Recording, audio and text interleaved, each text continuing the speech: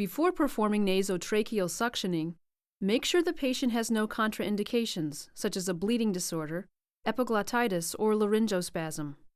Suctioning should be performed only as needed, based on the patient's condition and your assessment findings. After performing hand hygiene, help the patient into a comfortable position and put on a mask or face shield if splashing is likely. Then prepare the equipment.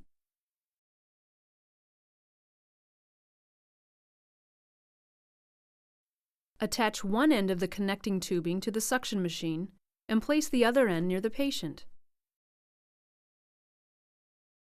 If appropriate and ordered by the physician, increase the oxygen level to 100% and encourage the patient to breathe deeply. This helps reduce the risk of suction-induced hypoxemia.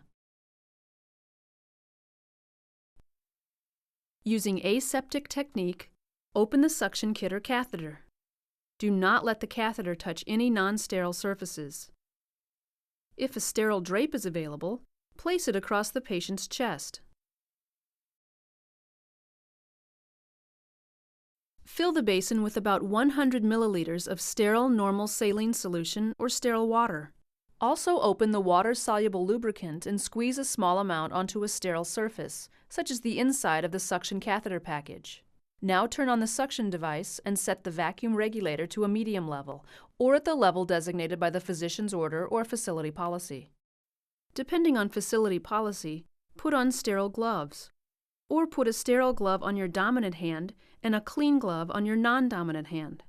With the suction catheter in your dominant hand and the connecting tubing in your other hand, secure the catheter to the tubing. Remember that your non-dominant hand is clean and not considered sterile. To make sure the equipment is working properly, suction a small amount of normal saline from the basin. Then lightly coat the distal 8 to 12 centimeters of the catheter with lubricant. Using your non-dominant hand, remove the oxygen delivery device, if any. Have the patient inhale deeply. As she does, use your dominant thumb and forefinger to gently but quickly insert the catheter into her nares during inhalation, without applying suction. Follow the natural course of the nares, slanting the catheter slightly down. Do not force the catheter, but insert it about 20 centimeters. If you feel resistance at this insertion depth, pull the catheter back 1 to 2 centimeters because it may have hit the carina. If needed, position the patient's head to the right to help reach the left mainstem bronchus,